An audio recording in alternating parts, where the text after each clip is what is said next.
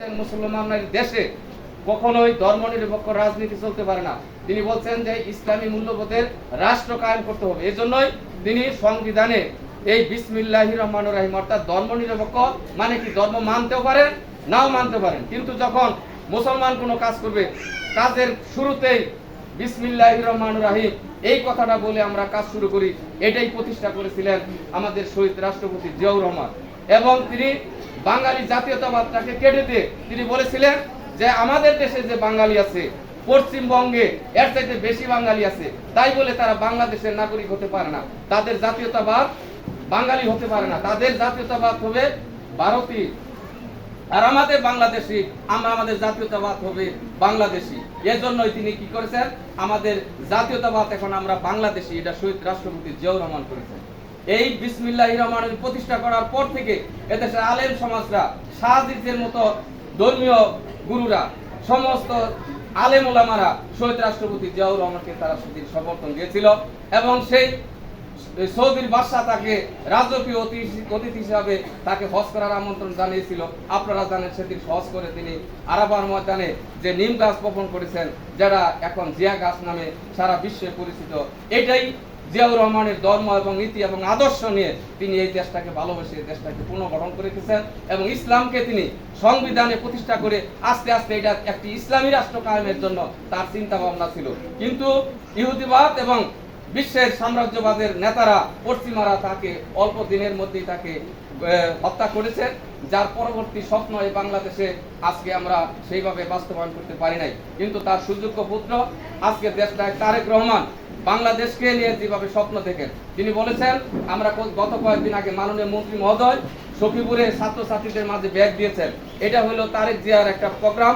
তিনি বলেছেন যে আমার একটি প্ল্যান আছে, সেই প্ল্যান হিসাবে এটা একটি প্ল্যান। তিনি লন্ডনে বসে তার যেখানে বাস করতেন সেখানেই পাশে একটা স্কুল ছিল প্রাইমারি স্কুলের, তাদের সেই পোশাক, তাদের সেই জুতা, তাদের সেই ব্যাগ দেখে তিনি চিন্তা করেছেন যে আমার বাংলাদেশে কখন আমি এই আমার ছাত্রছাত্রীদেরকে এরকম ব্যাগ পরাইতে পারবো, এরকম জুতা দিতে পারবো, এরকম কাপড় দিতে পারবো। আস্তে আস্তে বাংলাদেশের প্রত্যেকটি প্রাইমারি সেকশনে জুতা, ব্যাগ এবং পোশাক দিবে। এই জন্য যে এই তারেক জিয়ার যে ভিশন, তারেক জিয়ার যে চিন্তা ভাবনা, এটা বাংলাদেশে প্রতিষ্ঠিত হবে। আপনারা দেখছেন প্রাইমারি স্কুলে আজকে টিফিন দেওয়া হচ্ছে, আস্তে আস্তে সারা বাংলাদেশে এটা বিস্তার লাভ করবে। তাই আমরা যারা শিক্ষক আছি আমাদের নৈতিক দায়িত্ব রয়েছে, আমাদের ছেলেমেয়েরা যাতে সুশিক্ষায় শিক্ষিত হয়, আমরা যেন ফাঁকি না দেই, আমাদের ছেলেদেরকে যেন আদর্শে গঠন করতে পারি, আদর্শবান করতে পারি, এই আশাবাদ ব্যক্ত করে আমি অনেক কথা বললাম। আপনারা বিরক্ত হয়েছেন জানি না, তবে আমি ক্ষমার দৃষ্টিতে দেখার জন্য আমি সকলের কাছে নিবেদন করছি।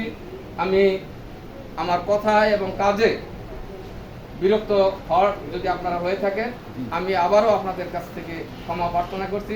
এবং প্রিয় ছাত্রছাত্রী, তোমরা যারা আছো এই ব্যাগটা তোমরা আজকে যারা তোমরা নিয়ে যাবে, তোমরা বাড়িতে যে বলবে যেটা আমাদের এই সখীপুরে যে পার্ক করেছে, এটা সখীপুরে সাবেদের সালায় যে পার্ক করেছে এই পৌরসভার ভিতরে আলহাজ ফারুক সাহেব এই পার্কটা করেছেন, তিনি আমাদেরকে একটি ব্যাগ দিয়েছেন। এই ব্যাগটি নিয়ে আমরা আগামীকাল থেকে, অর্থাৎ যখন মাদ্রাসা খোলা হবে তখন থেকে আমরা এই মাদ্রাসায় ব্যাগ নিয়ে আসবো। ওনার তোমাদের বাবা মাকে বলবা ওনার জন্য যেন দোয়া করে। কিছুদিন আগে ওনার বাবা মারা গেছে, তার কিছুদিন আগে ওনার মা মারা গেছে, সেই জন্য ওনার পরিবার যাতে, ওনার বাবা মা যাতে ব্যস্ত নসিব হয় এজন্য, এবং ওনারকে যেন আল্লাহ দীর্ঘ হায়াত দান করেন এবং ওনার মন মানসিকতা যেন এইভাবেই থাকে, আগামী দিনেও যেন আমাদের মাঝে দান করতে পারে, এই আশাবাদ ব্যক্ত করে সকলকে ধন্যবাদ জানিয়ে আমার কথা শেষ করছি। আসসালামু